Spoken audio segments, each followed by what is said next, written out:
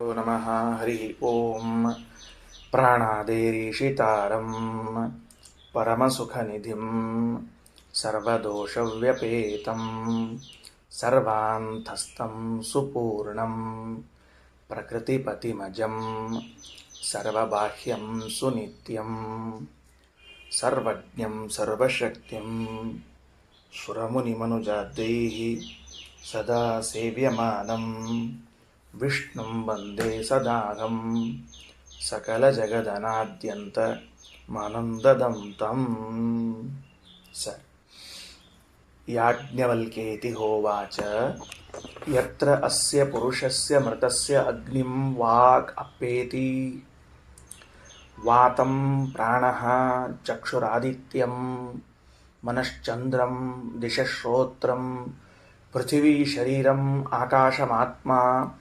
ಓಷಧೀರ್ಲೋಮಾನಿ ವನಸ್ಪತೀನ್ ಕೇಶಾಃ ಅಪ್ಸು ಲೋಹಿತಂಚ ರೇತಶ್ಚ ನಿಧೀಯತೆ ಕ್ವ ಅಯಂ ತದಾ ಪುರುಷೋ ಭವತಿ ಇತಿ. ಒಂದು ಘಟ್ಟ ಇಲ್ಲಿಗೆ ಒಂದು ವಿಷಯ ಮುಗೀತು. ಪ್ರಶ್ನೆ ಮಾಡಲಿಕ್ಕತ್ತಾರ. ಯಾರು ಪ್ರಶ್ನೆ ಮಾಡಿದರು? ಆರ್ತಭಾಗ ಅವರು ಬಹಳ ಸುಂದರವಾದ ಪ್ರಶ್ನೆಯನ್ನು ಮಾಡ್ತಾ ಇದ್ದಾರೆ. ಜಾರತ್ಕಾರವ ಆರ್ತಭಾಗ ಅನ್ನುವ ವ್ಯಕ್ತಿ ಇವರು ಋಷಿಗಳು. ಈಗ ಪ್ರಶ್ನೆ ಏನು ಮಾಡ್ತಾ ಇದ್ದಾರೆ ಅಂದರೆ, ಜೀವ ಮರಣ ಹೊಂದುವಾಗ ಅವನ ಇಂದ್ರಿಯಗಳೆಲ್ಲವೂ ಕೂಡ ಎಲ್ಲಿ ಹೋಗುತ್ತವೆ ಅಂತ ತಾವೇ ಅನುವಾದವನ್ನು ಮಾಡಿಬಿಟ್ಟು, ಜೀವ ಮರಣ ಹೊಂದುವಾಗ ಇಂದ್ರಿಯಗಳಿಗೇನೋ ಬೇರೆ ಬೇರೆ ಸ್ಥಳಗಳಿವೆ, ಅಲ್ಲಲ್ಲಿ ಹೋಗಿ ಸೇರಿಕೊಳ್ಳುತ್ತವೆ. ಆದರೆ ಈ ಜೀವ ಎಲ್ಲಿ ಹೋಗುತ್ತಾನೆ ಮೃತನಾದ ಮೇಲೆ ಅಂತ ಒಂದು ಪ್ರಶ್ನೆಯನ್ನು ಮಾಡ್ತಾರೆ. ಅತ್ಯಂತ ಮೌಲಿಕವಾದ ಪ್ರಶ್ನೆ, ನಮಗೆಲ್ಲರಿಗೂ ಸಂಬಂಧಪಟ್ಟ ಪ್ರಶ್ನೆ ಇದು. ಏನು? ನಾವು ಮೃತರಾದಾಗ ಎಲ್ಲಿ ಹೋಗ್ತೇವೆ? ಯಾಕೆ ಅಂದರೆ ನಮ್ಮ ಸಿದ್ಧಾಂತ ಪುನರ್ಜನ್ಮದ ಸಿದ್ಧಾಂತ. ನಾವು ಮತ್ತೆ ಹುಟ್ಟಿ ಬರಲೇಬೇಕು. ಎಲ್ಲಿಯವರೆಗೆ? ಆಮೋಕ್ಷಂ, ಮೋಕ್ಷ ಆಗುವವರೆಗೂ ಕೂಡ ಪುನರಪಿ ಜನನಂ ಪುನರಪಿ ಮರಣಂ ಅಂತಿದ್ದದ್ದೇ. ಅದಕ್ಕೆ ಕೃಷ್ಣ ಅರ್ಜುನನಿಗೆ ಹೇಳುವಾಗ ತಿಳಿ ಹೇಳ್ತಾನೆ, ಜಾತಸ್ಯ ಹಿ ಧ್ರುವೋ ಮೃತ್ಯು ಧ್ರುವಂ ಜನ್ಮ ಮೃತಸ್ಯ ಚ. ಹುಟ್ಟಿದವನು ಒಂದು ದಿನ ಸಾಯ್ತಾನೆ, ಸತ್ತವನು ಪುನಃ ಹುಟ್ಟುತ್ತಾನೆ. ಎಲ್ಲಿಯವರೆಗೆ? ಕೆಳಗೆ ಶ್ರೀಮದಾಚಾರ್ಯ ವ್ಯಾಖ್ಯಾನ ಮಾಡ್ತಾರೆ, ಆಮೋಕ್ಷಂ, ಮೋಕ್ಷ ಆಗುವವರೆಗೂ ಈ ಪ್ರಕ್ರಿಯೆಯಲ್ಲಿ ಯಾವುದೇ ವಿಚ್ಛೇದವಿಲ್ಲ. ಇದು ನಿರಂತರವಾಗಿ ನಡೆಯುವಂಥ ಪ್ರಕ್ರಿಯೆ. ಸರಿ, ಹಾಗಾದರೆ ಮೋಕ್ಷವಾಗುವವರೆಗೂ ಕೂಡ ನಾವು ಹುಟ್ಟುತ್ತೇವೆ, ಸಾಯುತ್ತೇವೆ, ಹುಟ್ಟುತ್ತೇವೆ ಅಂತಾದರೆ ನಾನು ಮೃತನಾದ ಮೇಲೆ ಎಲ್ಲಿ ಹೋಗುತ್ತೇನೆ ಅಂತ ಪ್ರಶ್ನೆ. ಅದನ್ನು ಆರ್ತಭಾಗ ಬ್ರಾಹ್ಮಣ ಕೇಳಬೇಕಾಗಿದೆ. ಇದು ಸರ್ವಸಾಧಾರಣವಾದ ಪ್ರಶ್ನೆ. ಜ್ಞಾನಿ, ಅಪರೋಕ್ಷ ಜ್ಞಾನಿಯಾಗಿದ್ದರೆ ಅವನು ಮೃತನಾದರೆ ಏನಾಗ್ತಾನೆ ಅಲ್ಲೊಂದು ಪ್ರಶ್ನೆ. ಅಪರೋಕ್ಷ ಜ್ಞಾನಿಯಲ್ಲ, ಪುಣ್ಯವಂತನಿದ್ದಾನೋ ಪಾಪಿಯಾದವನಿದ್ದಾನೋ ಅಥವಾ ಒಟ್ಟಾರೆ ಸಾಧಾರಣ ಜೀವಿ ಇದ್ದಾನೋ, ಇವರೆಲ್ಲರೂ ಮೃತನಾದ ಮೇಲೆ ಎಲ್ಲಿ ಹೋಗ್ತಾರೆ? ಮೃತನಾದ ಮೇಲೆ ಎಲ್ಲಿ ಹೋಗ್ತಾನೆ ಅಂತ. ಯಾಕೆ ಜೀವನನ್ನು ಕುರಿತು ಪ್ರಶ್ನೆ ಮಾಡ್ತಾ ಇದ್ದೀರಿ? ಇಂದ್ರಿಯಗಳಿರ್ತಾವಲ್ಲ ಅಂದರೆ ಆ ಇಂದ್ರಿಯಗಳು ನಾನು ಮೃತನಾದಾಗ ಎಲ್ಲಿ ಹೋಗುತ್ತದೆ ಅಂತ ಅವನಿಗೆ ಗೊತ್ತು, ಆ ಋಷಿಗೆ ಗೊತ್ತು. ಅದಕ್ಕೆ ಅದನ್ನು ಮೊದಲು ಅನುವಾದ ಮಾಡಿಬಿಟ್ಟು ಜೀವನ ವಿಷಯದಲ್ಲಿ ಮಾತ್ರ ಪ್ರಶ್ನೆಯನ್ನು ಮಾಡ್ತಾ ಇದ್ದಾನೆ. ಹೇಗಿದೆ ನೋಡ್ರಿ ವಾಕ್ಯ. ಯಾಜ್ಞವಲ್ಕ್ಯೇತಿ ಹೋವಾಚ, ಎಲೆ ಯಾಜ್ಞವಲ್ಕ್ಯರೇ, ಯತ್ರ ಅಸ್ಯ ಪುರುಷಸ್ಯ ಮೃತಸ್ಯ, ಯಾವಾಗ ಈ ಜೀವ ಮರಣವನ್ನು ಹೊಂದುತ್ತಾನೋ ಆಗ ಅಗ್ನಿಂ ವಾಗಪ್ಪೇತಿ, ವಾಗೀಂದ್ರಿಯವೂ ಅಗ್ನಿಯನ್ನು ಕುರಿತು ಹೋಗುತ್ತದೆ. ನನ್ನ ವಾಗೀಂದ್ರಿಯದ ಇದು ಅಧ್ಯಾತ್ಮದಲ್ಲಿರುವಂತಹದ್ದು. ವಾಗೀಂದ್ರಿಯ ಅಂದರೆ ದೇಹದ ಒಳಗಿರುವಂತಹದ್ದು. ಇಲ್ಲಿರುವಂತಹ ವಾಗೀಂದ್ರಿಯವು ಅಗ್ನಿಯನ್ನು ಕುರಿತು ಹೋಗುತ್ತದೆ. ಅಂದರೆ ಆಯಾ ಇಂದ್ರಿಯಗಳು ಅದಕ್ಕೆ ಅಭಿಮಾನಿಗಳೆನಿಸಿದವರ ಬಳಿಗೆ ಹೋಗುತ್ತದೆ. ಇಷ್ಟು ವಿಷಯ. ವಾತಂ ಪ್ರಾಣಃ, ಈ ಜಡವಾದ ಶ್ವಾಸೋಚ್ಛ್ವಾಸ ಇದೆಯಲ್ಲ, ಇದು ಪ್ರಾಣನನ್ನು ಕುರಿತು, ಮುಖ್ಯ ಪ್ರಾಣದೇವರಲ್ಲ, ಇನ್ನೊಬ್ಬ ವಾಯುದೇವರು, ಪ್ರಭಾ ವಾಯುದೇವರು, ಅಲ್ಲಿ ಹೋಗ್ತದೆ.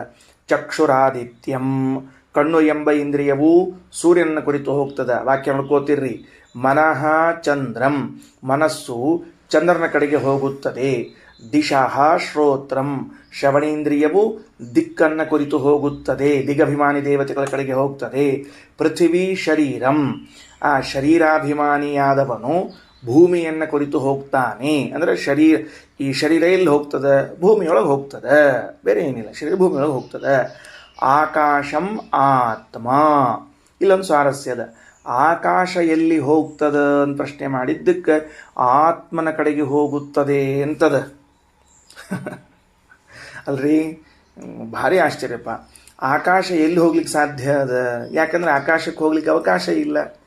ಎಲ್ಲ ಕಡೆಗಿರೋದನ್ನೇ ಆಕಾಶ ಅಂತ ಕರೀತಾರ. ಮತ್ತು ಆಕಾಶವೂ ಹೋಗ್ತದ ಅಂದ್ರೆ ಅರ್ಥ ಏನು? ಆಕಾಶಂ ಆತ್ಮ ಅಂದ್ರೆ ಅದಕ್ಕಂತಾರ ಇಲ್ಲಿರುವಂತಹ ಆಕಾಶ ಶಬ್ದಕ್ಕೆ ಅಂದ್ರೆ ಪರಮಾತ್ಮ ಅಂತೆ ಅರ್ಥ. ಆ ಪರಮಾತ್ಮನನ್ನು ಕುರಿತು ಈ ಆತ್ಮ ಹೋಗ್ತದ. ಆತ್ಮ ಆಕಾಶಂ ಪ್ರತಿ, ಅಥವಾ ಆಕಾಶವು ಎಲ್ಲಿ ಹೋಗ್ತದೆ ಅಂದ್ರೆ ಆತ್ಮನನ್ನು ಕುರಿತು, ಆತ್ಮ ಎಲ್ಲಿ ಹೋಗ್ತಾನಂದ್ರೆ ಆಕಾಶನನ್ನು ಕುರಿತು ಹೋಗುತ್ತಾನೆ ಅಂತ ಹೇಳ್ತಾರೆ. ಇದರ ವಿವರಣೆಯನ್ನು ಭಾಷ್ಯದಲ್ಲಿ ಓದಬೇಕು. ಸದ್ಯಕ್ಕೆ ಅಷ್ಟಿಟ್ಟುಕೊಳ್ರಿ. ಓಷಧೀಹಿ ಲೋಮಾನಿ, ಓಷಧಿಗಳಿವೆಯಲ್ಲ, ಲೋಮಾನಿ ಈ ಕೂದಲುಗಳೆಲ್ಲ ಇರ್ತಾವಲ್ಲ, ಇವುಗಳು ಇದು ವೃಕ್ಷಗಳ ಅಭಿಮಾನಿಗಳನ್ನು ಕುರಿತು ಹೋಗ್ತಾವ. ವನಸ್ಪತೀನ್ ಕೇಶಾಹ, ಮತ್ತು ಕೇಶಗಳೆಲ್ಲ ಎಲ್ಲಿರ್ತಾವ? ವನಸ್ಪತಿಗಳನ್ನು ಕುರಿತು ಹೋಗ್ತಾವ.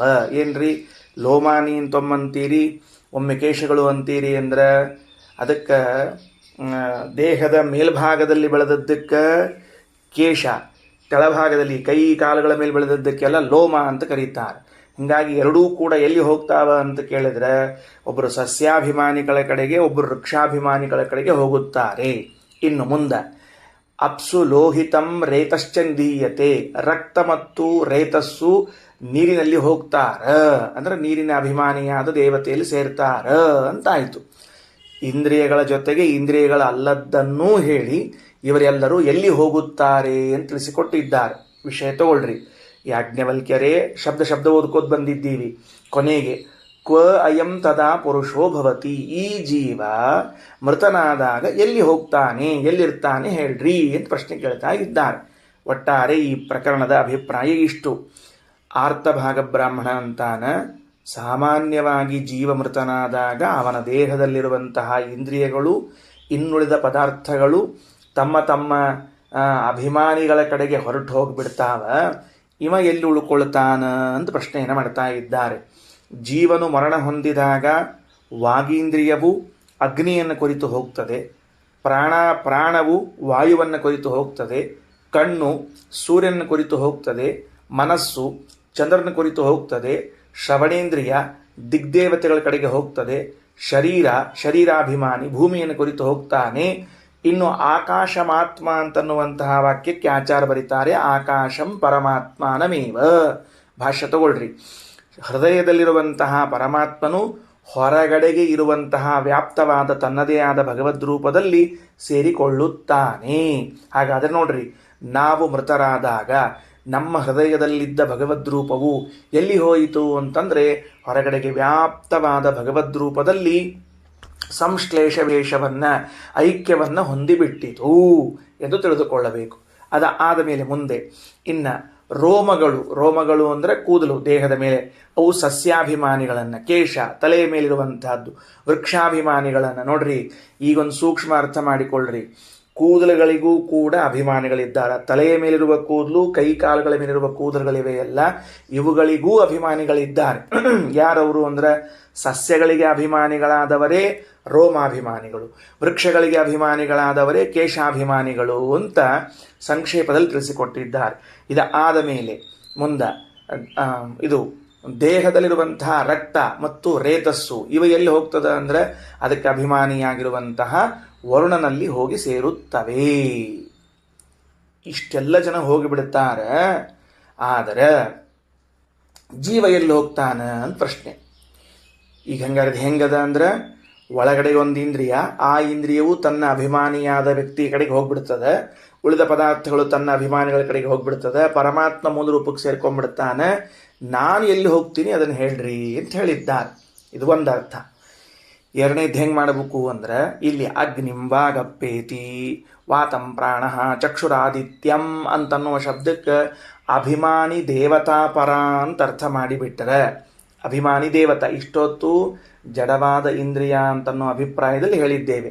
ಈಗ ಅಭಿಮಾನಿ ದೇವತಾ ಅಂತ ಅರ್ಥ ಮಾಡಿದರೆ ದೇಹದಲ್ಲಿದ್ದ ವಾಗೀಂದ್ರಿಯದ ಅಭಿಮಾನಿಯಾದ ದೇವತಾ ಅಗ್ನಿಯು ನಾನು ಮೃತನಾದಾಗ ಎಲ್ಲಿ ಹೋಗ್ತಾನೆ ಅಂದರೆ ತನ್ನ ಅಧಿದೈವದಲ್ಲಿ ಇದ್ದ ಅಗ್ನಿ ರೂಪದಲ್ಲಿ ಹೋಗಿ ಸೇರಿಕೊಳ್ತಾನೆ. ವಾಗೀಂದ್ರಿಯದಲ್ಲಿ ಅಗ್ನಿ ಇದ್ದಾರೆ, ಈ ಇಂದ್ರಿಯವನ್ನು ನಿಯಮನ ಮಾಡುವಂಥವರು.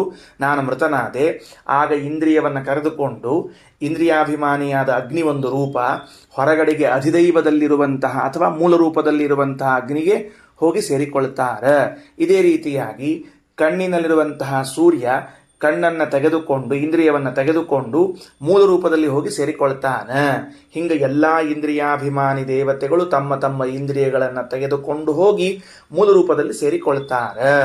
ಎರಡನೇ ಅರ್ಥ, ಮೊದಲೇನು ಮಾಡಿದ್ವಿ, ಇಂದ್ರಿಯಗಳು ತಮ್ಮಿಂದ ಅಭಿಮನ್ಯಮಾನವಾದ ವ್ಯಕ್ತಿಯ ಕಡೆಗೆ ಹೋಗುತ್ತವೆ ಅಂತ ಒಂದು ಅರ್ಥ ಮಾಡಿದ್ವಿ. ಎರಡನೇ ಅರ್ಥ ಏನು ಮಾಡಿದ್ವಿ, ಇಂದ್ರಿಯಗಳು ಇಂದ್ರಿಯಾಭಿಮಾನಿ ದೇವತೆಗಳ ಜೊತೆಗೆ ಸೇರಿಕೊಂಡು ಮೂಲ ರೂಪದಲ್ಲಿ ಸೇರಿಕೊಳ್ಳುತ್ತದೆ ಅಂತ ಎರಡನೇ ಅರ್ಥವನ್ನು ಮಾಡಿದ್ದೇವೆ. ದೇಹದಲ್ಲಿದ್ದ ಪರಮಾತ್ಮ ಹೊರಗಿನ ಪರಮಾತ್ಮನ ಜೊತೆಗೆ ಅಭಿನ್ನನಾಗಿ ಬಿಡುತ್ತಾನೆ, ಸೇರಿಕೊಳ್ಳುತ್ತಾನೆ ಅಂತ. ಇಷ್ಟು ಮುಗಿಸಿಬಿಟ್ಟು ಈಗ ಪ್ರಶ್ನೆ ಕೇಳ್ತಾನೆ, ಕ್ವ ಅಯಂ ತದಾ ಪುರುಷೋ ಭವತಿ, ಆವಾಗ ಈ ಜೀವ ಎಲ್ಲಿ ಹೋಗ್ತಾನೆ ಅಂತ ಪ್ರಶ್ನೆಯನ್ನು ಕೇಳ್ತಾ ಇದ್ದಾರೆ. ಇಲ್ಲಿ ಅನೇಕ ಪ್ರಶ್ನೆಗಳು ಉದ್ಭವಿಸುತ್ತವೆ. ಅದಕ್ಕೆ ಸ್ವಲ್ಪ ವಿಸ್ತಾರವಾಗಿ ಉತ್ತರವನ್ನು ಕೊಡಬೇಕು. ಸ್ವಲ್ಪ ನಿಧಾನಕ್ಕೆ ಕೊಡೋಣಂತ. ಪ್ರಶ್ನೆ ಮಾತ್ರ ಮಾಡಿಟ್ಟಿರ್ತೀನಿ, ಇವತ್ತು ಹೇಳ್ತೀನೋ ನಾಳೆ ಹೇಳ್ತೀನೋ ನಾಡು ಹೇಳ್ತೀನೋ ಹೇಳುವುದೇ ಇಲ್ವೋ ಅದು ಬೇರೆ ವಿಷಯ. ಒಟ್ಟಾರೆ ಇಷ್ಟಂತರೂ ವಿಷಯ ಹೇಳಿಬಿಟ್ಟಿರ್ತೀನಿ. ಈಗ ನಾನು ಮೃತನಾದಾಗ ನನ್ನ ಇಂದ್ರಿಯಗಳೆಲ್ಲವೂ ಕೂಡ ಆಯಾ ದೇವತೆಗಳ ಜೊತೆಗೆ ತಮ್ಮ ತಮ್ಮ ಸ್ಥಾನಕ್ಕೆ ಹೋಗಿ ಸೇರಿಬಿಟ್ಟರೆ ಮತ್ತೊಂದು ಬಾರಿ ನಾನು ಹುಟ್ಟಿ ಬರುವಾಗ ಆ ಇಂದ್ರಿಯಗಳು ನನ್ನ ಜೊತೆಗೆ ಬರುತ್ತವೋ ಇಲ್ಲವೋ? ಯಾಕಂದ್ರೆ ಈ ಶ್ರುತಿಯಲ್ಲಿ ನೀವೇನು ಹೇಳಿಲ್ಲ ಅಂದ್ರೆ ಇಂದ್ರಿಯಗಳು ಬರ್ತಾವ ನಮ್ಮ ಜೊತೆಗೆ ಅಂತೇನು ಹೇಳಿಲ್ಲ, ಹೋಗಿಬಿಡ್ತಾವ ಅಂತ ಅಷ್ಟ ಹೇಳಿದ್ದೀರಿ. ಈಗ ನಾನೊಂದು ಇಲ್ಲಿ ಹುಟ್ಟಿದ್ದೇನೆ ಅಥವಾ ಹಿಂದೆಲ್ಲೋ ಹುಟ್ಟಿದ್ದೆ, ಅಲ್ಲಿ ಇಂದ್ರಿಯಗಳೆಲ್ಲ ಇದ್ದವು, ಅಲ್ಲಿ ನಾನು ಮೃತನಾದಾಗ ಆ ಇಂದ್ರಿಯಗಳೆಲ್ಲ ಹೊರಟು ಹೋಗ್ಬಿಟ್ಟವು. ಈಗ ನಾನು ಇಲ್ಲಿ ಹುಟ್ಟಿಕೊಂಡು ಬಂದಿದ್ದೇನೆ, ಜೊತೆಗೆ ಇಂದ್ರಿಯಗಳು ಬಂದಿವೆಯೋ ಬಂದಿಲ್ವೋ? ಬಂದಿವೆ ಅಂತ ಹೇಳಬೇಕು. ಬಂದಿವೆ ಅಂತ ಹೇಳದೇ ಇದ್ರೆ ವ್ಯವಹಾರ ನಡೆಯೋದಿಲ್ಲ. ಬಂದಿವೆ ಅಂತ ಆಗಬೇಕಾದ್ರೆ ಶ್ರುತಿಯಲ್ಲಿ ಏನು ಹೇಳಿದೆ, ಈ ಸಾಯುವಾಗ ಈ ಇಂದ್ರಿಯ ಅಲ್ಲಿ ಹೋಯಿತು, ಈ ಇಂದ್ರಿಯ ಅಲ್ಲಿ ಹೋಯಿತು ಅಂತ ಇಷ್ಟೇ ಹೇಳಿದೆ. ಹಾಗಾಗಿ ಇದನ್ನೆಲ್ಲ ಹೇಗೆ ಅರ್ಥೈಸಬೇಕು ಅನ್ನೋ ಪ್ರಶ್ನೆ ಬರ್ತದೆ. ಅದಕ್ಕೆ ಇದಕ್ಕೊಂದು ಪ್ರತ್ಯೇಕವಾದ ಶ್ರುತಿಯನ್ನು ಬರೆದಿದ್ದರು, ಸೂತ್ರವನ್ನು ಬರೆದಿದ್ದಾರೆ ವೇದವ್ಯಾಸ ದೇವರು. ಯಾವ ವೇದವನ್ನು ಅರ್ಥ ಮಾಡಲಿಕ್ಕೆ ಇದೆ, ಯತ್ರ ಅಸ್ಯ ಪುರುಷಸ್ಯ ಮೃತಸ್ಯ ವಾಗ ಅಗ್ನಿಂ ವಾಗಪ್ಪೇತಿ ಎನ್ನುವಂತಹದ್ದಕ್ಕೆ 3ನೇ ಅಧ್ಯಾಯದ 1ನೇ ಪಾದದ 4ನೇ ಸೂತ್ರ ಬರೆದಿಟ್ಕೊಳ್ರಿ. 3, 1, 4 ಈ ಸೂತ್ರದಲ್ಲಿ ಇದರ ಬಗ್ಗೆ ಸಾಕಷ್ಟು ಚರ್ಚೆಯನ್ನು ಮಾಡಿದ್ದಾರೆ. ಈಗ ನೆಕ್ಸ್ಟ್ ನಾನು ಅದನ್ನು ಮಾಡೋನಿದ್ದೀನಿ. ಇದು ಮುಗಿದ ಮೇಲೆ, ಈ ಘಟ್ಟ ಮುಗಿದ ಮೇಲೆ ಅದನ್ನ ಇಟ್ಕೊಂಡು ಮಾಡ್ತೇನೆ ಚರ್ಚೆಯನ್ನು. ಓಂ ಅಜ್ಞಾದಿ ಗತಿಶ್ರುತೇ ಇತಿ ಚೇತ್ ನ ಭಾಕ್ತತ್ವಾತ್ ಓಂ ಅಂತನ್ನುವಂತಹ ಸೂತ್ರ 3, 1, 4 ಇದರ ಬಗ್ಗೆ ಒಂದು ಅರ್ಧ ಗಂಟೆಯಾದರೂ ತಗೋಬೇಕಾಗ್ತದಾದ್ದರಿಂದ ಅಷ್ಟು ಸೂತ್ರ ಹೇಳಿದ್ದೀನಿ, ಬರ್ಕೊಂಡಿಟ್ಕೊಳ್ರಿ.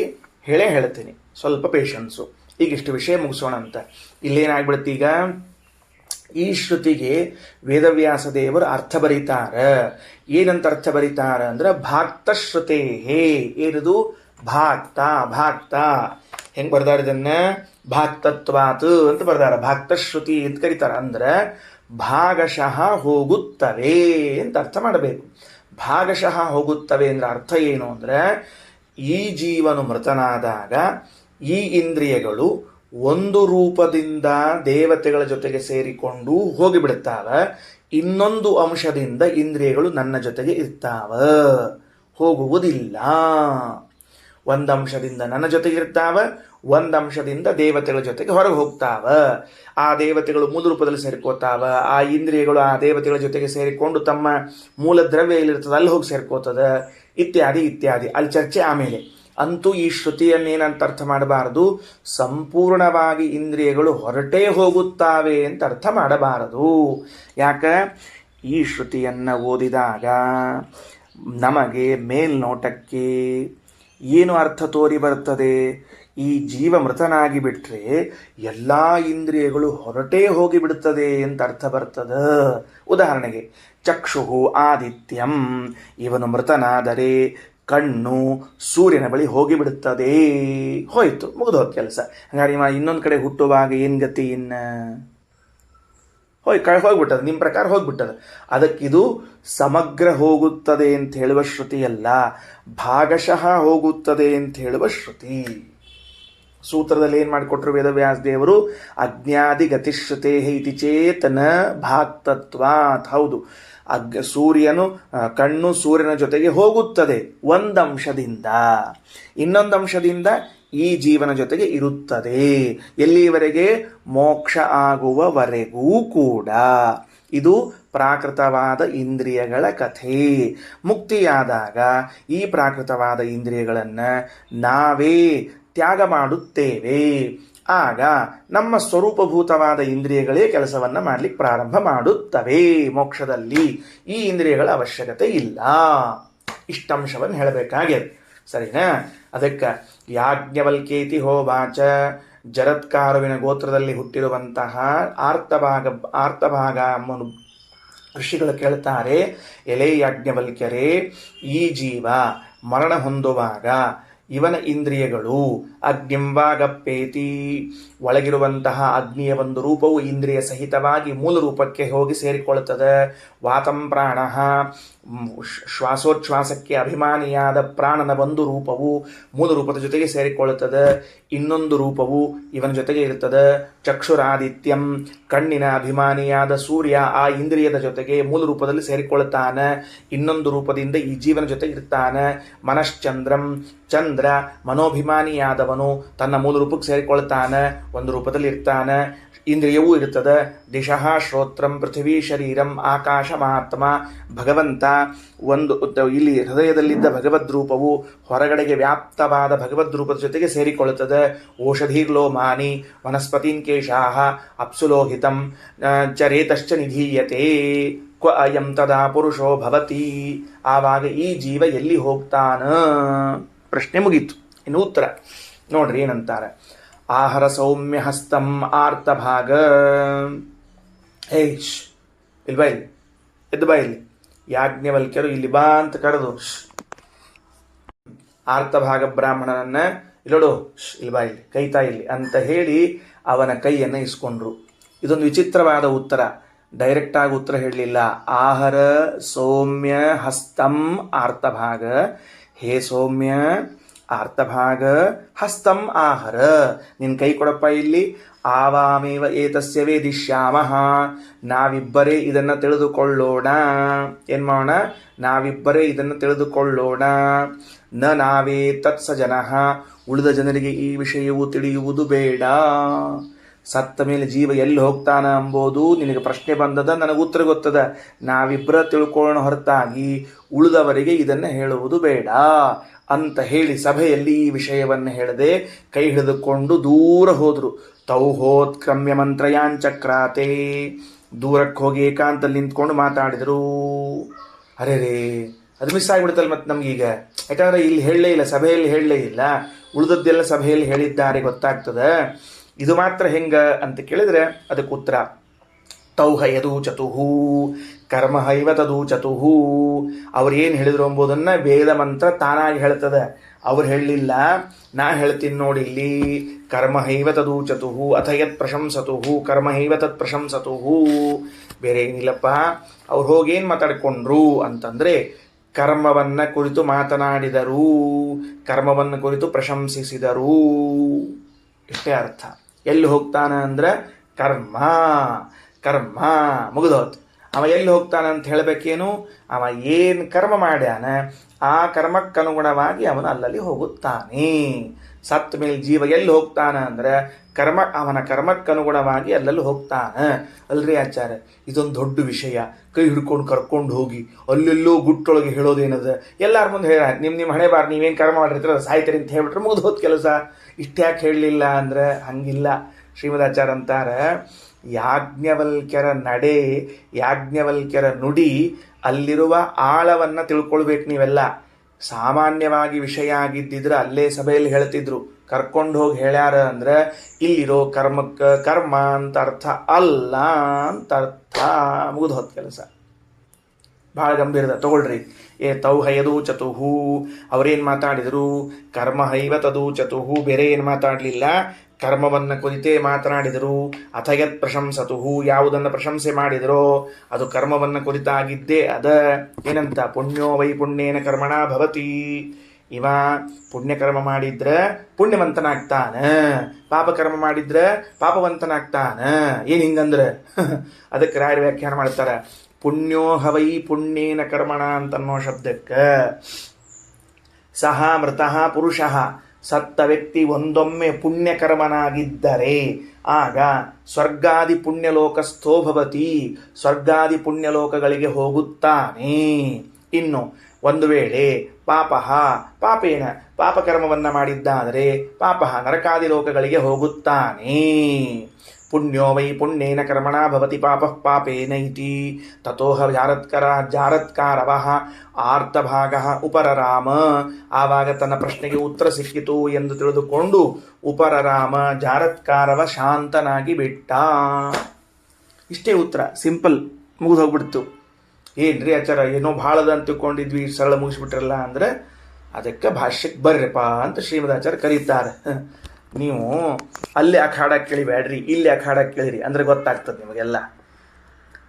ಆಕಾಶಂ ಪರಮಾತ್ಮಾನಮೇವ ಅಂದ್ರೆ, ಆಕಾಶಂ ಪರಮಾತ್ಮಾನಮೇವ ಅಂದ್ರೆ ಹೃದಯದಲ್ಲಿದ್ದ ಭಗವದ್ರೂಪವು ಹೊರಗಡೆಗೆ ಇರುವಂತಹ ವ್ಯಾಪ್ತವಾದ ರೂಪದ ಜೊತೆಗೆ ಸೇರಿಕೊಳ್ಳುತ್ತದೆ ಅಂತ ಇಷ್ಟರ್ಥ. ಸರಿನಾ? ಆಕಾಶಂ ಪರಮಾತ್ಮಾನಮೇವ, ಹೃದಯದಲ್ಲಿದ್ದ ಭಗವದ್ರೂಪವು ಹೊರಗಡೆಗೆ ವ್ಯಾಪ್ತವಾದ ಭಗವದ್ರೂಪದ ಜೊತೆಗೆ ಸೇರಿಕೊಳ್ಳುತ್ತದೆ ಅಂತ ಇಷ್ಟರ್ಥ ಮಾಡಿಕೊಳ್ಳ್ರಿ. ಮುಂದೆ ಹಿಂದಿನ ಪಾಠ, ನಿನ್ನೀ ಪಾಠದ ಭಾಷ್ಯ ಮೊದಲು ಓದಬೇಕು, ಆಮೇಲೆ ಇವತ್ತಿನ ಪಾಠದ ಭಾಷ್ಯ ಬರ್ತದೆ. ಚಂದ ತಿಳ್ಕೊಳ್ರಿ. ಕೇಚಿತ್ತು ಮಾನುಷಾ ಮುಕ್ತಿಂ ಅನುತ್ಕ್ರಮ್ಯೈವ ದೇಹತಃ. ಇವತ್ತಿನ ಪಾಠದ ಪ್ರಶ್ನೆಗಳು ಹಂಗ ಉಳ್ಕೊಂಡಾವ, ಪೂರ್ಣ ಉತ್ತರ ಹೇಳಿಲ್ಲ. ನಿನ್ನೆಯ ಪಾಠದ ಪ್ರಶ್ನೆಗಳಿಗೆ ಅದರ ವಿವರಣೆಯನ್ನು ಕೊಡ್ತಾ ಇದ್ದಾರೆ. ಆತ್ಮತ್ವವೆಂಬ ಏಕಗುಣವನ್ನು ಉಪಾಸನೆ ಮಾಡಿರುವಂತಹ ಅಪರೋಕ್ಷ ಜ್ಞಾನಿಯು ಮೃತನಾದಾಗ ಚರಮ ಶರೀರದಿಂದ ಉತ್ಕ್ರಾಂತಿಯನ್ನು ಹೊಂದುತ್ತಾನೋ ಇಲ್ಲವೋ ಅನ್ನುವ ಪ್ರಶ್ನೆ ಇತ್ತು. ಹೊಂದುವುದಿಲ್ಲ ಅಂತ ಉತ್ತರವನ್ನು ಕೊಟ್ಟಿತ್ತು. ಆ ವಿಷಯದಲ್ಲಿ ಭಾಷ್ಯ ಹೊರಟಿದೆ. ಈಗ ಓದಿದ್ದಕ್ಕೆ ಅಲ್ಲ, ನಿನ್ನೆ ಓದಿದ್ದರ ಉತ್ತರ. ಕೇಚಿತ್ತು ಮಾನುಷ ಮುಕ್ತಿಂ ಅನುತ್ಕ್ರಮ್ಯೈವ ದೇಹತಃ. ಕೆಲವರು ಮನುಷ್ಯರು ಅಂದರೆ ಯಾರು? ಆತ್ಮತ್ವವೆಂಬ ಒಂದು ಗುಣವನ್ನು ಉಪಾಸನೆ ಮಾಡಿರುವಂಥವರು. ಅನುತ್ಕ್ರಮ್ಯೈವ ದೇಹತಃ, ದೇಹದಿಂದ ಉತ್ಕ್ರಮಣವನ್ನು ಹೊಂದದೆ ಅಂದರೆ ಬ್ರಹ್ಮನಾಡಿಯಿಂದ ಶರೀರವನ್ನು ಬಿಟ್ಟು ಹೋಗದೆ, ಬ್ರಹ್ಮನಾಡಿ ಶಿರಸ್ಸಿನ ಮಧ್ಯಭಾಗದಲ್ಲಿ ಬರ್ತದೆ, ದೇಹದ ಮಧ್ಯದಲ್ಲಿರ್ತದೆ, ಸುಷುಮ್ನಾ ನಾಡಿ ಅಂತ ಕರೀತಾರೆ. ಆ ಸುಷುಮ್ನಾ ನಾಡಿಯ ಮೂಲಕವಾಗಿ ಹೊರಗೆ ಬಂದು ಪ್ರವೇಶ ಮಾಡಿಕೊಂಡು ಬಂದು ಬ್ರಹ್ಮರಂಧ್ರವನ್ನು ಸೀಳಿಕೊಂಡು ಹೋಗುವುದಿಲ್ಲ. ಯಾಕಂದ್ರೆ ಅವರಿಗೆ ಸತಚಿತ ಆನಂದ ಆತ್ಮವೆಂಬುವಂತಹ ಚತುರ್ಗುಣ ಉಪಾಸನೆ ಮಾಡಿದ ಮನುಷ್ಯೋತ್ತಮರ ಯೋಗ್ಯತಾ ಇರುವುದಿಲ್ಲ. ಈ ಮನುಷ್ಯರು ಆತ್ಮತ್ವವೆಂಬ ಒಂದೇ ಗುಣವನ್ನು ಉಪಾಸನ ಮಾಡಿದ್ದಕ್ಕಾಗಿ ಅನುತ್ಕ್ರಮ್ಯೈವ ದೇಹತಃ, ದೇಹದಿಂದ ಉತ್ಕ್ರಾಂತಿಯನ್ನು ಹೊಂದುವುದಿಲ್ಲ. ಹೊರ ಹೋಗಂಗಿಲ್ಲ ಅಂತ ಅರ್ಥ ಅಲ್ಲ. ಲಕ್ಷ್ಯ ಕೊಡ್ರಿ. ಗಡಿಬಿಡಿ ಒಳಗೆ ಸತ್ತ ಮೇಲೆ ಹೊರಗೆ ಹೋಗಂಗಿಲ್ಲ, ಅಲ್ಲೇ ಬಿದ್ದಿರ್ತಾನೆ, ಹಂಗ ಅರ್ಥ ಹೇಳಲಿಕ್ಕತ್ತಿಲ್ಲ. ಉತ್ಕ್ರಮಣ ಹೊಂದುವುದಿಲ್ಲ ಅಂದ್ರೆ ಬ್ರಹ್ಮನಾಡಿಯಿಂದ ಹೊರ ಹೋಗುವುದಿಲ್ಲ. ಕಣ್ಣಿನಿಂದ ಹೊರ ಹೋಗ್ತಾನೆ, ಮೂಗಿನಿಂದ ಹೊರ ಹೋಗ್ತಾನೆ, ಬಾಯಿಯಿಂದ ಹೊರ ಹೋಗ್ತಾನೆ. ಸತ್ತ ಮೇಲೆ ದೇಹದಿಂದ ಹೊರ ಹೋಗಲೇಬೇಕು. ಆದರೆ ಎಲ್ಲ ಅಪರೋಕ್ಷ ಜ್ಞಾನಿಗಳಿಗೆ ಚರಮ ಶರೀರದಿಂದ ಉತ್ಕ್ರಾಂತಿ ಅಂತ ಹೇಳಿದ್ರೆ ಈ ಏಕಗುಣೋಪಾಸಕನಾದವನಿಗೆ ಉತ್ಕ್ರಾಂತಿ ಇಲ್ಲ. ಇಷ್ಟೇ ಅಭಿಪ್ರಾಯವೇ ಹೊರತಾಗಿ ಪರ್ಮನೆಂಟ್ ಆಗಿ ಅದ ದೇಹದಲ್ಲಿ ಕೂತು ಬಿಟ್ಟಿರ್ತಾನ ಅಂತ ತಿಳಿಬಾರ್ದು. ಮುಂದಿನ ವಿಷಯವನ್ನು ಹೇಳ್ತಾರೆ. ದೇಹಪಾತೇತು, ಅವನ ದೇಹಪಾತ ಆಯಿತು. ಯಾಕೆ? ಪ್ರಾರಬ್ಧ ಕರ್ಮ ಮುಗಿತು, ದೇಹಪಾತ ಆಯಿತು. ದೇಹಪಾತವಾದರೆ ದೇಹಸ್ಯ ದೋಷಾನ್ ಭುಕ್ತ್ವೈವ ಸರ್ವಶಃ, ಆ ದೇಹದ ಎಲ್ಲ ದೋಷಗಳನ್ನು ಅನುಭವಿಸಿಯೇ ಹೊರಬರಬೇಕು. ದೇಹದಿಂದ ಹೊರ ನಿಂತು ಭೋಗವನ್ನಂತರೂ ಮಾಡ್ಲಿಕ್ಕೆ ಸಾಧ್ಯ ಇಲ್ಲ. ದೇಹಪಾತ ಆತು, ದೇಹದಿಂದ ಹೊರ ಬಂದ, ನಿಂತ್ಕೊಂಡ, ಅಯ್ಯೋ ಆ ದೇಹಕ್ಕೆ ನೋವಾಗ್ತದೆ, ಆ ದೇಹಕ್ಕೆ ತ್ರಾಸ ಆಗ್ತದೆ ಅಂತ ಅಲ್ಲಿಗೆ ಬರ್ತದೆ ನಮ್ಗೆ? ಬರೋದೇ ಇಲ್ಲ, ದೇಹನೇ ಇಲ್ಲ.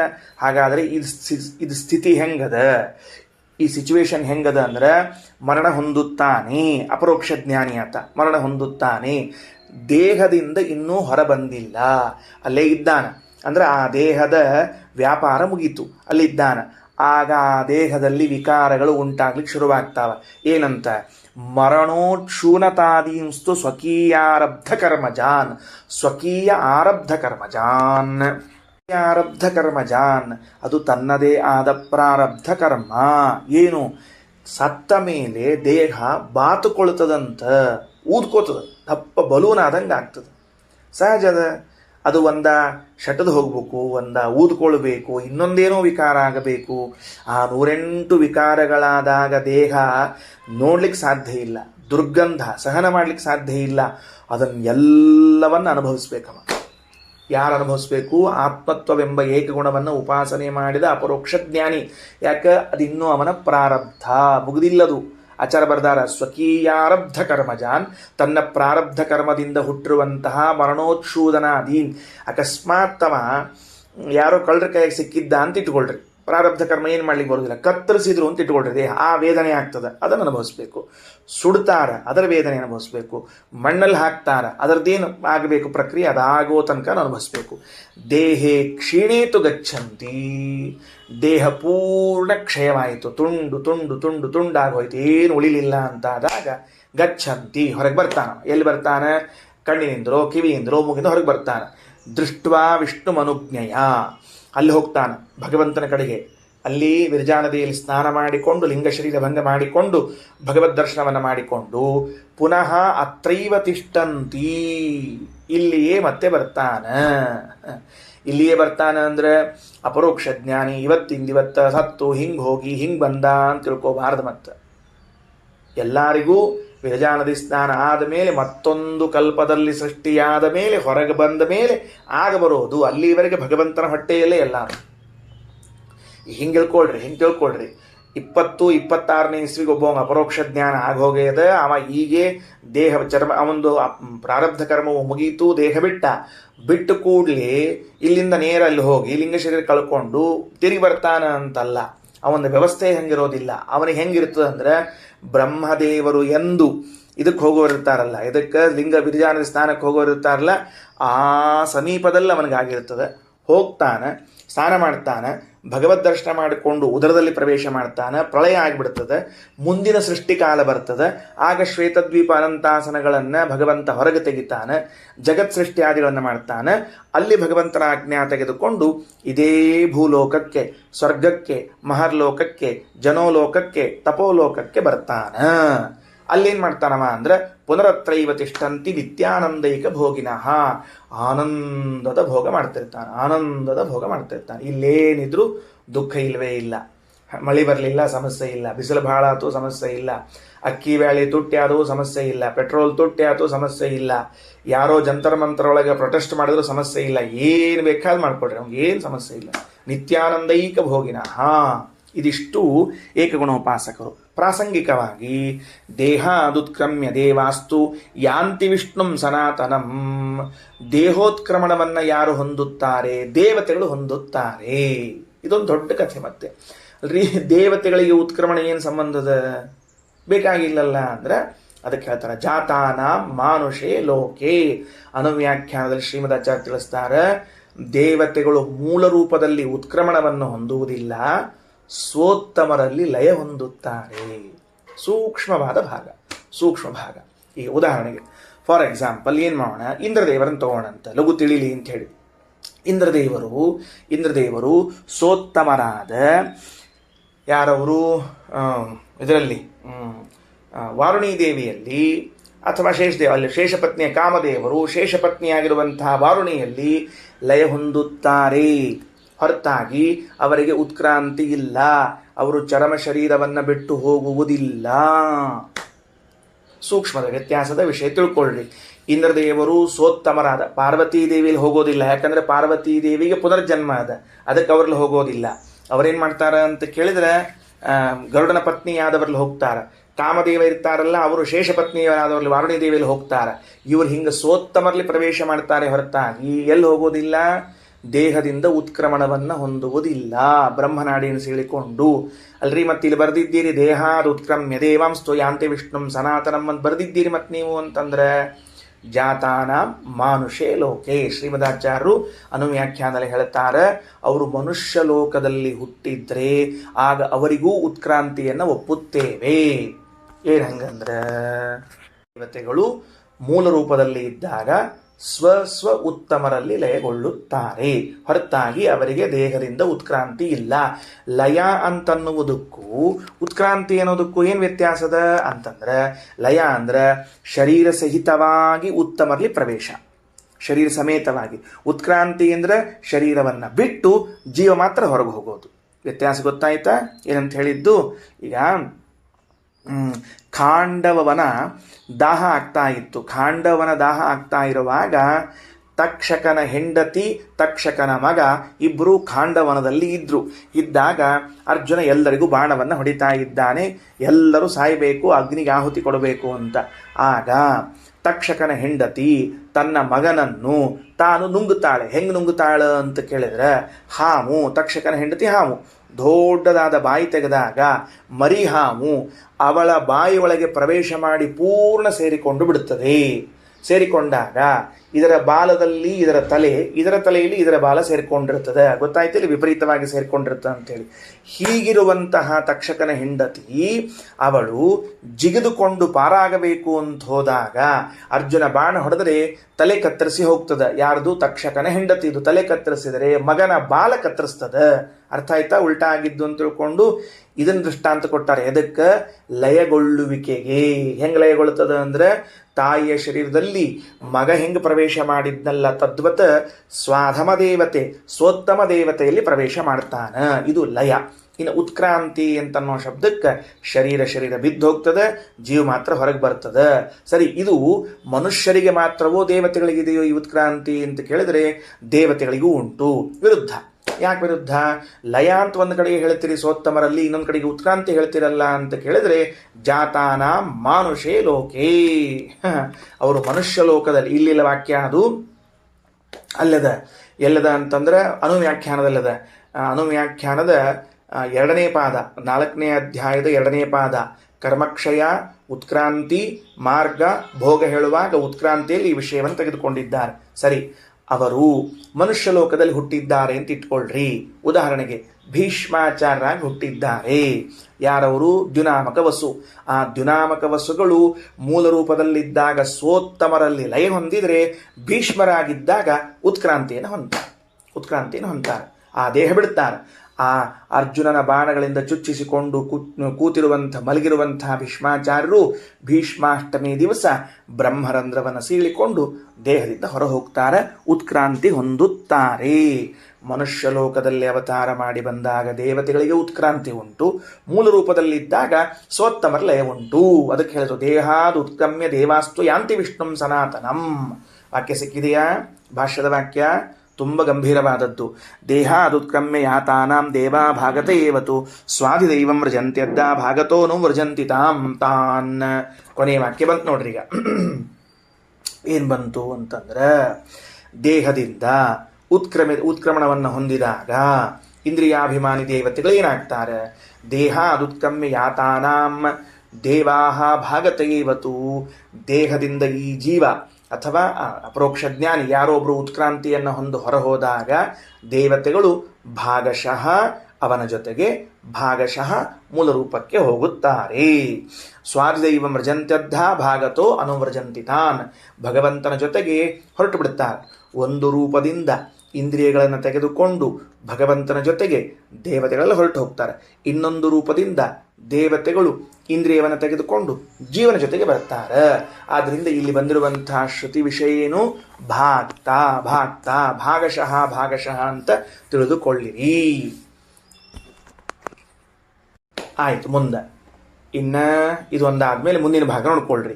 ಆಕಾಶಾಖ್ಯಂ ಸ್ವರೂಪಂತು ವಿಷ್ಣು ತದ್ಹೃತಿ ಸಂಸ್ಥಿತಂ.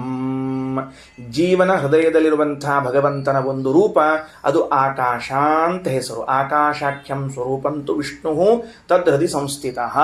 ಭಾಗತೋ ಭಾಗತಶ್ಚೈನ ಏತಾನನು ಯಾತಿ ಜನಾರ್ದನ.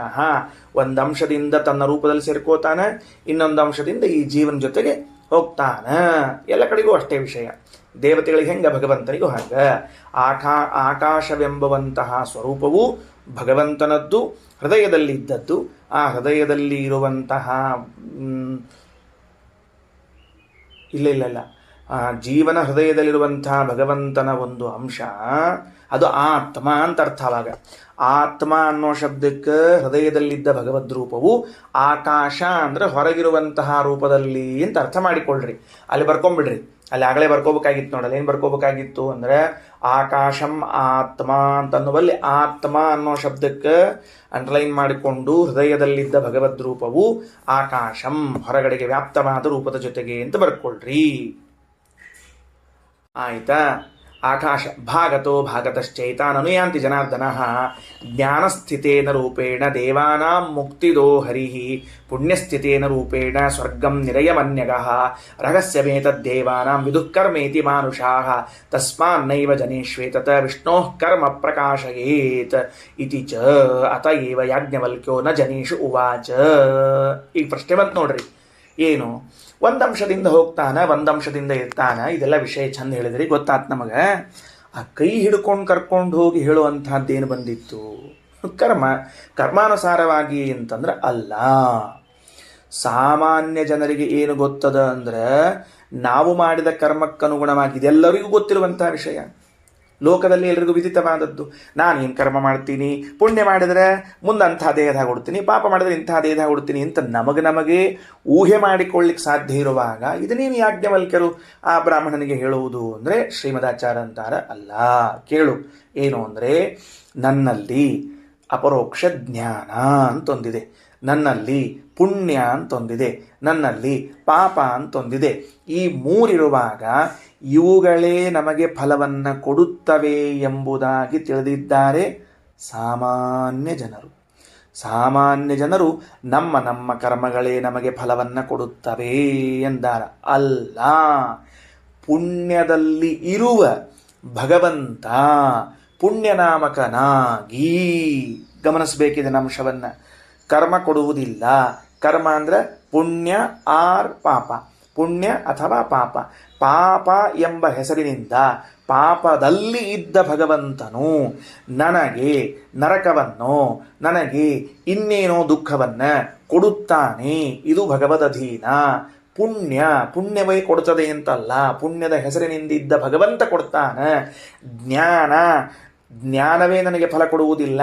ಜ್ಞಾನದಲ್ಲಿದ್ದ ಜ್ಞಾನವೆಂಬ ಹೆಸರಿನ ಹರಿಯು ಫಲವನ್ನು ಕೊಡ್ತಾನೆ. ಇದು ಸಾಮಾನ್ಯ ಜನರ ತಿಳುವಳಿಕೆಗೆ ಇಲ್ಲ. ವಾಕ್ಯ ನೋಡ್ರಿ. ಜ್ಞಾನಸ್ಥಿತೇನ ರೂಪೇಣ, ಆ ಜ್ಞಾನದಲ್ಲಿದ್ದುಕೊಂಡು ದೇವತೆಗಳು ತಮ್ಮ ಗುರುಮುಖದಿಂದ ಎಷ್ಟೋ ಜನ್ಮದಲ್ಲಿ ಸಂಪಾದನೆ ಮಾಡಿದ ಜ್ಞಾನ ಇದೆ. ಆ ಜ್ಞಾನದಲ್ಲಿದ್ದುಕೊಂಡು ಭಗವಂತ ದೇವಾನ ಮುಕ್ತಿದೋ ಹರಿಹಿ, ದೇವತೆಗಳಿಗೆ ಮೋಕ್ಷವನ್ನು ಕೊಡ್ತಾನೆ. ಪುಣ್ಯಸ್ಥಿತೇನ ರೂಪೇಣ, ಪುಣ್ಯದಲ್ಲಿದ್ದು ನಾವೇನೋ ಪುಣ್ಯ ಮಾಡಿದ್ದೀವಿ ಅಂತ ಇಟ್ಕೊಳ್ರಿ. ಅಕಸ್ಮಾತ್ ಮಾಡಿದ್ದಿದ್ರೆ ಪುಣ್ಯವನ್ನು ಮಾಡಿದ್ದೇವೆ ಅಂತ ಆದರೆ ಆ ಪುಣ್ಯದಲ್ಲಿದ್ದ ಭಗವಂತನ ರೂಪ ಸ್ವರ್ಗಂ, ನಮಗೆ ಸ್ವರ್ಗ ಪ್ರದಾನ ಮಾಡ್ತಾನೆ. ನಿರಯಂ ಅಂದ್ರೆ ನರಕ. ನಿರಯ ಶಬ್ದಕ್ಕೆ ಅರ್ಥ ಏನು? ನರಕ ಅಂತ ಬರ್ಕೊಂಡು ಇಟ್ಕೊಳ್ರಿ. ಅನ್ಯಗಃ, ನಿರಯಂ ಅನ್ಯಗಃ ಅಂದ್ರೆ ಅನ್ಯೇ, ಪಾಪದಲ್ಲಿ ಇದ್ದವನು, ಪಾಪದಲ್ಲಿದ್ದ ಹರಿಯು ನಿರಯವನ್ನ ನರಕವನ್ನು ಕೊಡ್ತಾನೆ. ಅಲ್ರಿ, ದೇವ್ರನ್ನ ಯಾಕ್ರಿ ಪಾಪದಾಗ ಇಡ್ಲಿಕ್ಕೆ ಪಾಪ ಅಂತ ಅನ್ಲಿಕ್ಕೆ ಹೋಗ್ಬೇಡ್ರಿ. ಅವನಿಗೆ ಪಾಪದ ಅಂತ ಹೇಳಿಕತ್ತಿಲ್ಲ. ಪಾಪ ಅಂತೇನದ ಅದನ್ನು ನಿಯಂತ್ರಣ ಮಾಡುವುದಕ್ಕೆ ಅದರಲ್ಲಿ ಇದ್ದಾನ ಅಂತ ಅರ್ಥ. ಏನ್ ತಿಳ್ಕೋಬಾರ್ದು? ಪಾಪ ದೇವ್ರ ಪಾಪ ಅಂತ, ಪಾಪ ನೀ ಪಾಪ ತಗೋಬೇಡಪ್ಪ ಮಾರಾಯ, ಅವ ಪಾಪದಲ್ಲಿ ಇದ್ದಾನಷ್ಟ. ರಹಸ್ಯಮೇತತ್, ಇದು ರಹಸ್ಯ. ಮೇಲೆ ಉಪನಿಷತ್ತಾಗಲಿ ಪುರಾಣಗಳಾಗಲಿ ಪುಣ್ಯ ಪಾಪಗಳೇ ಫಲ ಕೊಡ್ತದೆ, ನಮ್ಮ ಜ್ಞಾನವೇ ಫಲ ಕೊಡ್ತದೆ ಅಂತ ಹೇಳ್ತಿದ್ರು. ಅಲ್ಲ, ಪುಣ್ಯ ಪಾಪಗಳು ಜಡ, ಜ್ಞಾನ ಜಡ. ಜಡವಾದ ಜ್ಞಾನ, ಜಡವಾದ ಪುಣ್ಯ, ಜಡವಾದ ಪಾಪಗಳು ಕರ್ಮ ಫಲವನ್ನು ಕೊಡುವುದಿಲ್ಲ. ತದಂತರ್ಗತನಾದ ತನ್ನಾಮಕನಾದ ಭಗವಂತನೇ ಫಲವನ್ನು ಕೊಡುವುದು. ಈ ರಹಸ್ಯ ಸಾಮಾನ್ಯ ಜನರಿಗೆ ಗೊತ್ತಾಗುವುದು ಬೇಡ ಅಂತ ಹೇಳಿ ಕರೆದುಕೊಂಡು ಹೋಗಿ ಯಾಜ್ಞವಲ್ಕ್ಯರು ಉತ್ತರವನ್ನು ಕೊಟ್ಟದ್ದು. ತಸ್ಮಾನ್ ರಹಸ್ಯಮೇತದ್ದೇವಾನಾಂ ವಿದುಹು ಕರ್ಮೇತಿ ಮಾನುಷಾಃ. ಈ ರಹಸ್ಯ ದೇವತೆಗಳಿಗೆ ಗೊತ್ತಿದೆ, ಜನರು ಪಾಪ ಕರ್ಮ ಕರ್ಮ ಅಂತ ತಿಳ್ಕೊಂಡಾರ. ಮಾನುಷಾಃ ಕರ್ಮೇತಿ ವಿದುಹು. ನಮ್ಮ ಕರ್ಮರಿ ಅಂತಿರ್ತಾರ. ನಿನ್ನ ಕರ್ಮ ಅಲ್ಲ, ಹರಿ ಭಗವಂತ. ತಸ್ಮಾನ್ ನೈವ ಜನೇಶ್ವೇತತ ವಿಷ್ಣೋ ಕರ್ಮ ಪ್ರಕಾಶಯೇತ್. ಭಗವಂತ ಹೀಗೆ ಕರ್ಮದಲ್ಲಿ ಇದ್ದು ಮಾಡಿಸುತ್ತಾನೆ, ಫಲ ಕೊಡ್ತಾನೆ ಎನ್ನುವುದು ಸಾಮಾನ್ಯ ಜನರಿಗೆ ಗೊತ್ತಿಲ್ಲ. ಆದ್ದರಿಂದ ಅದನ್ನು ಅವರಿಗೆ ತಿಳಿಸುವ ಅವಶ್ಯಕತೆ ಇಲ್ಲ. ಅತಯೇವ ಆದ್ದರಿಂದಲೇನೆ ಯಾಜ್ಞವಲ್ಕ್ಯರು ನ ಜನೇಶು ಉವಾಚ, ಜನರ ಸಮ್ಮುಖದಲ್ಲಿ ಅದನ್ನು ಹೇಳಲಿಲ್ಲ. ಕರ್ಮನಾಮಾತು ಭಗವಾನ್ ಫಲಕರ್ತೃತ್ವತೋ ಹರಿಹಿ. ಭಾರಿ ಆಶ್ಚರ್ಯ, ದೇವರಿಗೆ ಕರ್ಮ ಅಂತ ಹೆಸರು. ಕೊನೆಗೆ ಶ್ರೀಮದಾಚಾರ್ಯ ಮಹಾಭಾರತ ವಾಕ್ಯವಂತಂದು ಬಿಡುತ್ತಾರೆ, ಕರ್ಮನಾಮಾತು ಭಗವಾನ್ ಫಲಕರ್ತೃತ್ವತೋ ಹರಿಹಿ. ಯಾಕ? ನಮಗೆ ಕರ್ಮಗಳಿಗೆ ಅನುಸಾರವಾಗಿ ಫಲವನ್ನು ಕೊಡ್ತಾನಾದ್ದರಿಂದ ದೇವರಿಗೆ ಕರ್ಮ ಅಂತ ಹೆಸರು. ಪಾತನಾತ್ ಪಾಪನಾಮಾಸೌ. ಯಾವ ವ್ಯಕ್ತಿಯನ್ನು ನರಕದಲ್ಲಿ ಬೀಳಿಸ್ಬೇಕೋ ಅವನನ್ನು ನರಕದಲ್ಲಿ ಬೀಳಿಸ್ತಾನಾದ್ದರಿಂದ ಪಾಪ. ಪಾತನಾತ್ ಪಾಪ. ಪುನಾತೇ ಪುಣ್ಯನಾಮವಾನ್. ಪವಿತ್ರಗೊಳಿಸ್ತಾ ಇದ್ದರಿಂದ ದೇವರಿಗೆ ಪುಣ್ಯ ಅಂತ ಹೆಸರು. ಈಗೇನು ಪ್ರಶ್ನೆ ಬಂದದ? ಪುಣ್ಯದಲ್ಲಿದ್ದು ಭಗವಂತ ಸ್ವರ್ಗಾದಿಗಳನ್ನು ಕೊಡ್ತಾನೆ. ಪುಣ್ಯದಲ್ಲಿ ಇದ್ದದ್ದಕ್ಕೆ ದೇವರಿಗೆ ಪುಣ್ಯ ಅಂತ ಹೆಸರು, ಅಥವಾ ಬೇರೆ ಏನಾದರೂ ಕಾರಣ ಇದೆಯಾ ಅಂದರೆ ಪುನಾತೇಹೇ ಪುಣ್ಯನಾಮ. ಪವಿತ್ರಗೊಳಿಸುತ್ತಾನೆ ಅನ್ನುವುದಕ್ಕಾಗಿ ದೇವರಿಗೆ ಪುಣ್ಯ ಅಂತ ಹೆಸರು. ಪಾಪದಲ್ಲಿ ಇದ್ದದ್ದಕ್ಕೆ ದೇವರಿಗೆ ಪಾಪ ಅಂತ ಹೆಸರು ಅಂದ್ರೆ ಪಾತನಾಥ್. ಇವನನ್ನು ನರಕದಲ್ಲಿ ಒಯ್ದು ಹಾಕುತ್ತಾನಾದ್ದರಿಂದ ಅವನಿಗೆ ಪಾಪ ಅಂತ ಹೆಸರು. ಹಿಂಗೆ ಕರ್ಮ ಅಂತ ಹೆಸರು ಯಾಕೆ ದೇವರಿಗೆ ಅಂದರೆ ಫಲಕರ್ತೃತ್ವತೋ ಹರಿಹಿ. ನಮ್ಮೆಲ್ಲರಿಗೆ ಫಲವನ್ನು ಉಂಟು ಮಾಡ್ತಾನಾದ್ದರಿಂದ ದೇವರಿಗೆ ಕರ್ಮ ಎಂದು ಕರೆಯುತ್ತಾರೆ. ಇಷ್ಟು ಅದ್ಭುತವಾದ ವಿಷಯವನ್ನು ಆರ್ತಭಾಗ ಬ್ರಾಹ್ಮಣದಲ್ಲಿ ತಿಳಿಸಿಕೊಟ್ಟಿದ್ದಾರೆ. ಅಂತೂ ಇವತ್ತು ನಾವು ಓದಿದ್ರಲ್ಲಿ ಒಂದಂಶ ಏನು ತಿಳಿಯಿತು ಅಂದರೆ, ಇಂದ್ರಿಯಗಳು ಒಂದು ರೂಪದಿಂದ ನಮ್ಮ ಜೊತೆಗಿರ್ತಾವ, ಅಭಿಮಾನಿ ದೇವತೆಗಳು ಒಂದು ರೂಪದಿಂದ ಇರ್ತಾರೆ, ಪರಮಾತ್ಮ ಒಂದು ರೂಪದಿಂದ ಇರ್ತಾನೆ, ಒಂದು ರೂಪದಿಂದ ಹೋಗುತ್ತಾರೆ. ಹೀಗೆ ಪ್ರತಿ ಮರಣದಲ್ಲೂ ಒಂದು ರೂಪದಿಂದ ಇರುವುದು, ಒಂದು ರೂಪದಿಂದ ಹೋಗುವುದು ಅನ್ನುವ ಘಟ್ಟ ಉಂಟಾಗ್ತಾ ಇರುತ್ತದೆ ಅನ್ನುವುದನ್ನು ತಿಳ್ಕೊಂಡಿದ್ದೇವೆ. ಶ್ರೀಕೃಷ್ಣಾರ್ಪಣಮಸ್ತು.